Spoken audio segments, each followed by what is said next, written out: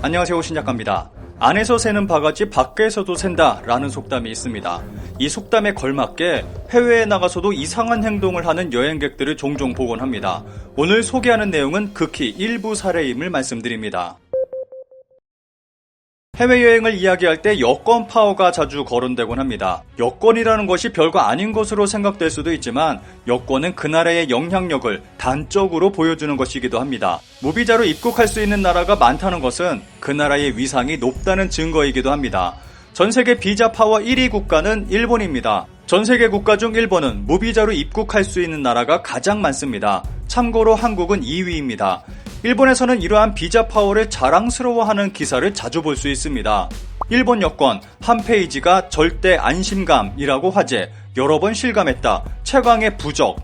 최근 일본 트위터에서 일본 여권 파워가 화제가 됐습니다. 화제가 된 것은 일본 여권 첫 페이지에 있는 외무 대신 이름으로 명시하고 있는 문장입니다. 문장의 내용을 살펴보겠습니다. 일본 국민인 본 여권 소지인을 통행장애 없이 여행하게 하고 또 동인에게 필요한 보호 부조를 할 수 있도록 관계 재관에게 요청한다. 일본 외무성 홈페이지에 따르면 여권은 세계에서 통용되는 신분 증명서일 뿐만 아니라 일본 정부가 입국하는 국가에 대해 안전하게 여행할 수 있도록 보호 부조를 요청하는 역할도 한다고 설명하고 있습니다. 한국 여권을 살펴보겠습니다. 다음과 같은 내용이 들어있습니다. 대한민국 국민인 이 여권 소지인이 아무 지장 없이 통행할 수 있도록 하여 주시고 필요한 모든 편의 및 보호를 베풀어 주실 것을 관계자 여러분께 요청합니다. 일본 여권과 내용의 차이가 없습니다. 일본에서는 이 내용을 두고 절대 안심감, 여행지에서 몇 번이나 이 페이지의 문구에 도움을 받았습니다. 최강의 부적 등의 목소리가 나왔습니다. 일본 여권의 힘을 실감한 사안, 지금으로부터 57년 전인 1976년 8월 미국에서 멕시코 티후아나로 입국하려고 보도로 양국의 이미그레이션에서 출입국 수속을 할 때 일본 여권을 제시하면 아주 간단하게 통과 스탬프를 찍어주었던 기억이 되살아났습니다. 이런 거창한 내용으로 쓰여 있지만 실제로는 거리를 헤매는 정도로는 아무것도 해주지 않는다. 실제로 해외에서 절도를 당해 빈털터리가 돼도 아무것도 해주지 않는다. 여간한 전쟁이나 내전에 휘말리지 않는 한 보호도 부조도 해주지 않으니 주의하시기 바랍니다.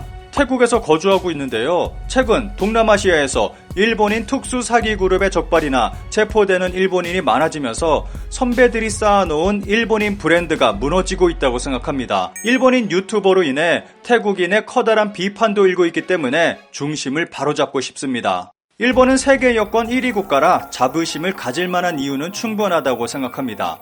하지만 여권 소지율이 17%에 불과해 여권 파워가 아깝다는 목소리도 나오고 있습니다. 자국 여권에 자부심을 가지는 나라로 중국도 들 수 있습니다. 중국의 대표적 프로파간다 영화인 전랑2의 엔딩씬에서 중화인민공화국 여권 옆에 이런 내용의 자막이 뜹니다. 재외동포가 위험에 처하면 외면하지 마라. 기억하라. 당신 등 뒤에는 강한 조국이 있다는 사실을. 신중화 사상을 고취시키며 중국 여권에 대한 자부심을 억지 주입하는 모습으로 볼 수 있습니다. 그러면 실제 중국 여권의 실상은 어떨까요? 중국인이 무비자로 여행할 수 있는 나라는 소수에 불과합니다. 중국인이 관광비자를 받기 위해서는 통장에 얼마가 있는지까지 제시해야 합니다. 그런데 최근 중국 여권 가치가 올라 무비자 입국 가능 국가가 70개 국가로 늘었습니다.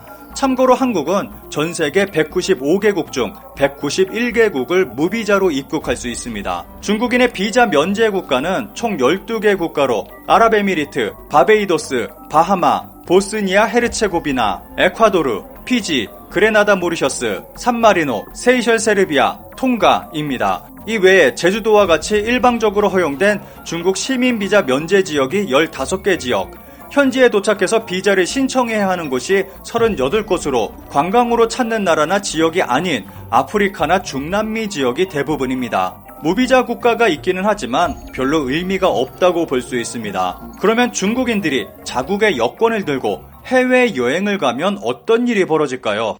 지난 6월 13일 항공보안법 위반 혐의로 중국 국적의 70대 여성이 불구속 입건돼 검찰에 송치되는 일이 있었습니다. 이 여성은 인천공항을 거쳐 미국으로 갈 예정이었는데 엑스레이 검색대에 올려놓은 가방에서 100ml가 넘는 샴푸와 치약이 발견된 것입니다. 보안검색 요원이 개봉 검색을 요구하자 이 여성은 소리를 지르면서 들어 누웠고 제지하는 검색 요원들을 핥히는 등 상처를 입히기도 했습니다. 이에 경찰이 출동했고 여성은 현행범으로 체포됐습니다. 하지만 이 여성의 행위가 구속할 만큼 심각하지 않다고 판단해 곧바로 석방 조치됐습니다. 지난 5월 한 20대 중국인 남성이 교통사고를 낸 후 음주 측정을 거부하고 경찰을 폭행하는 일을 벌였습니다. 남성은 사고를 친 후 중국으로 돌아가겠다며 음주 측정을 거부했습니다. 재판부는 우발적 범행, 잘못 반성 등의 이유로 벌금 250만 원을 선고했습니다.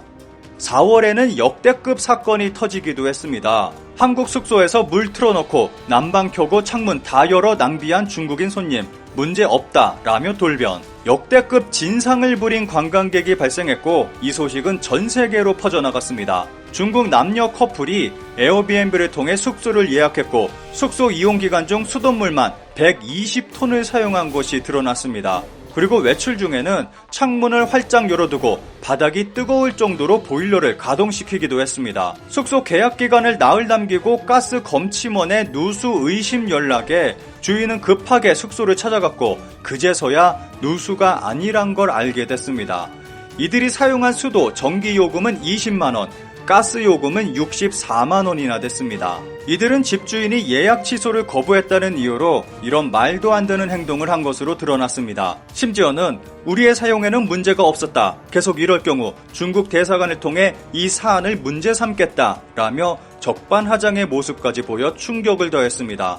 아내와 함께 일본 여행을 하던 중국인 소방관이 화장실에서 일본인 여성에게 몹쓸 짓을 해 검거되는 일도 있었습니다. 범행을 벌인 중국인 남성이 소방관이었다는 것과 아내와 함께 여행 중이었다는 것이 커다란 충격을 줬습니다. 일본의 사례를 살펴보겠습니다. 2022년 12월 한국에 온 일본인 남성이 일본어를 모른다는 이유로 택시기사를 폭행한 일이 있었습니다. 일본인 남성은 만취 상태였고 단지 일본어를 몰라 말이 안 통한다는 이유로 범행을 저질렀다고 진술했습니다. 일본어 사용할 수 있는 승무원을 일본인 여성이 중화항공기 내에서 난동보도, 항공사는 보통 탑승합니다. 또 일본어를 모른다며 소동을 부린 일이 벌어졌습니다. 일본 후쿠오카를 출발해 대만 타오위안을 향하던 비행기 안에서 어느 일본인 여성이 승무원에게 불만사항을 얘기했는데 일본어를 못 알아듣자 난동을 부렸습니다. 승무원이 Nice to meet you 라고 말을 걸며 달려려 했지만 일본인 여성은 No nice to meet you 라며 소리를 지르며 난동을 부렸습니다. 여성은 자신의 트위터에 물을 달라고 승무원을 불렀는데 무시당했다고 주장했습니다.